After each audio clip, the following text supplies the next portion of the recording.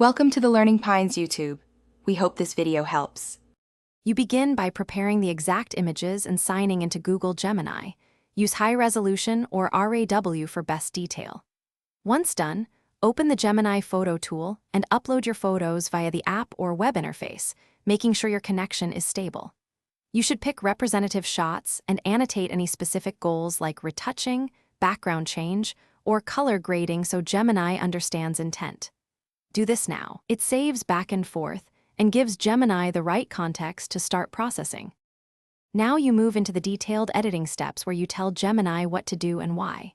First, choose a preset or write precise prompts, describe areas to enhance, remove, or preserve, because Gemini uses that guidance to prioritize edits. Then apply brush or erase tools for mask accuracy and tweak exposure, contrast, and color balance. This iterative approach improves results.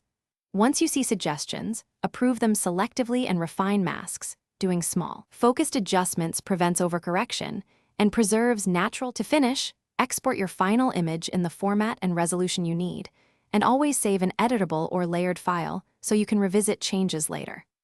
Before exporting, compare the edited image against the original to confirm preservation of key details. If you encounter common problems like halos, banding, or unrealistic skin tones, rerun the edit with tighter masks, reduce enhancement strength, or provide a clearer prompt specifying natural texture. This corrects artifacts without undoing the overall improvement. Thanks for watching.